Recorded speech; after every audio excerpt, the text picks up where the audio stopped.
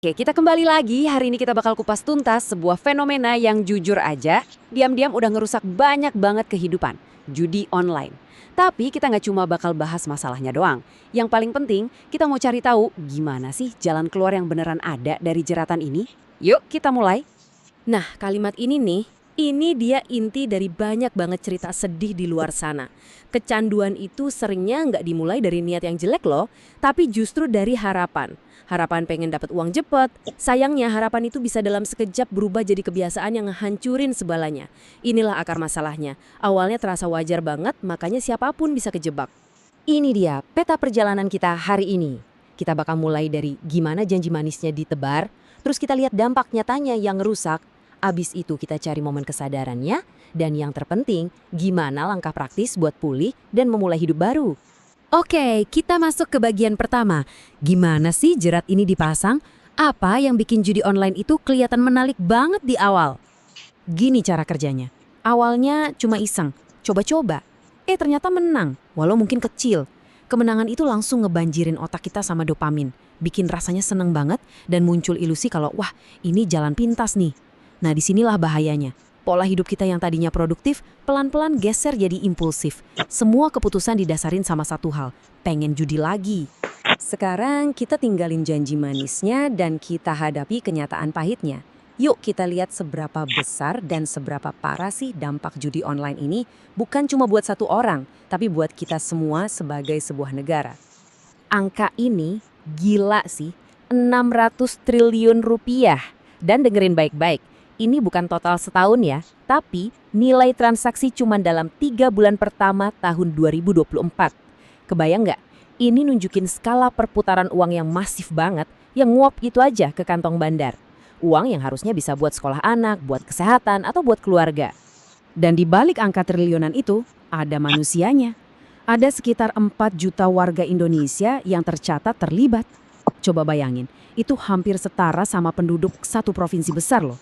Setiap angka di sini itu mewakili satu orang, satu keluarga yang mungkin lagi berjuang mati-matian. Dan data yang satu ini mungkin yang paling bikin hati kita miris. Menurut PPATK, ada 80.000 anak di bawah usia 10 tahun yang terlibat judi online. Ini udah bukan lagi sekedar peringatan, ini udah krisis. Ini alarm darurat yang mengancam generasi penerus kita secara langsung. Jadi kerusakannya itu nggak cuma soal duit, dampaknya itu berlapis-lapis. Pertama, psikologis, bisa memicu stres berat, depresi, bahkan sampai bunuh diri. Kedua, finansial, ini udah jelas, jalan tol menuju utang dan kebangkrutan. Ketiga, sosial, hubungan keluarga hancur, kepercayaan hilang, banyak yang cerai. Keempat, ada resiko hukum. Dan kelima, kesehatan fisik pun kena. Jadi susah tidur, pola makan berantakan, komplit. Nah, ini poin yang krusial banget. Judi online itu ilegal. Artinya para pemainnya itu bukan cuma korban, tapi juga bisa jadi pelaku pidana. Ancaman hukumannya serius banget loh, bisa dipenjara sampai 6 tahun dan denda sampai 1 miliar rupiah. Ini risiko nyata yang sering banget dilupain pas lagi asyik ngejar kemenangan semu. Oke, setelah kita lihat seberapa dalam jurang kehancurannya, sekarang kita geser ke titik di mana harapan itu mulai muncul. Momen penting di mana seseorang akhirnya sadar, gue harus berhenti. Ini dalam banget, ini kutipan dari kisah nyata mantan pecandu. Seringkali titik baliknya itu bukan karena kehilangan semua uang, bukan juga karena takut di penjara, tapi karena satu momen, pas dia ngelihat tatapan kecewa di mata orang yang paling dia sayangi. Momen emosional kayak gini nih yang seringkali jadi bahan bakar paling kuat buat berubah. Pertanyaan ini penting banget buat kita semua. Mungkin buat evaluasi diri sendiri, atau buat kita lebih peka sama orang terdekat kita. Sebelum kita lihat daftarnya, coba deh kita mikir sejenak. Perilaku apa sih yang jadi lampu merah? Nah, ini dia daftarnya, coba cek. Kalau Anda atau orang yang Anda kenal nunjukin beberapa perilaku ini, misalnya terobsesi banget, susah berhenti, atau minjem duit terus-terusan, ini udah bukan hobi lagi. Ini sinyal darurat kalau bantuan serius itu sangat dibutuhkan. Anggap aja ini checklist buat deteksi dini. Oke, setelah ngenalin masalahnya, sekarang kita masuk ke bagian paling penting. Gimana cara keluarnya? Yuk kita bedah langkah-langkah yang praktis dan nyata buat pemulihan. Ini 5 langkah strategisnya. 1. Akui ada masalah. Dan komitmen 100% buat berubah. Ini fondasinya. 2. Harus tegas, putus semua akses. Hapus aplikasinya, blokir nomornya, jauhi teman-teman yang ngajak. 3. Isi waktu kosong dengan hobi baru yang positif. 4. Kelola pemicunya, yaitu stres dan keuangan. Kalau perlu, serahin dulu dompet ke orang yang dipercaya. Dan 5. Jadi bagian dari solusi, laporin situs-situs judi itu. Ini rencana aksi yang jelas.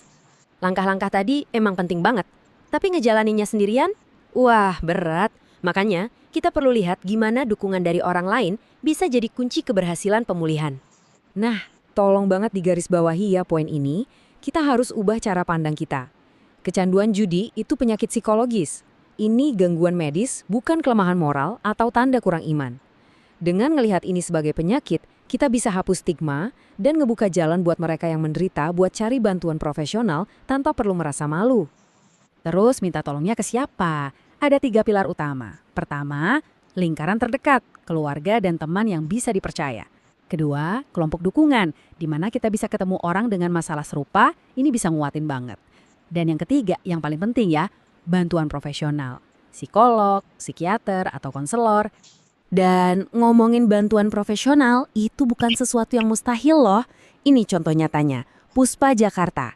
Ini layanan dari pemerintah yang nyediain konsultasi dan pendampingan gratis dari para ahli.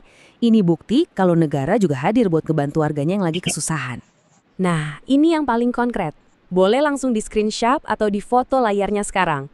Ini kontak langsung buat dapetin bantuan ahli dan gratis. Jangan pernah ragu, jangan pernah malu. Menghubungi nomor ini bisa jadi langkah pertama Anda menuju kehidupan yang jauh lebih baik. Dan akhirnya setelah ngelewatin perjalanan yang berat tadi, kita sampai di tujuannya. Awal dari sebuah kehidupan baru yang lebih damai, lebih tenang. Kutipan ini benar-benar ngerangkum semuanya ya. Kebahagiaan yang kita kejar dari kemenangan instan itu cuma ilusi, cuma sementara. Kebahagiaan yang sejati, yang benar-benar bikin hati tenang dan bisa bertahan lama, justru datangnya dari proses. Dari kerja keras, dari kejujuran, dan dari tanggung jawab kita sehari-hari. Kita tutup pembahasan kali ini dengan sebuah pertanyaan buat direnungkan. Buat siapapun di luar sana yang lagi berjuang, ingat ini baik-baik. Jatuh itu bukan akhir dari segalanya. Justru itu kesempatan buat bangkit jadi lebih kuat. Pertanyaannya bukan lagi apakah Anda bisa, tapi apakah Anda siap untuk memulai kembali? Karena jalan keluar itu selalu ada.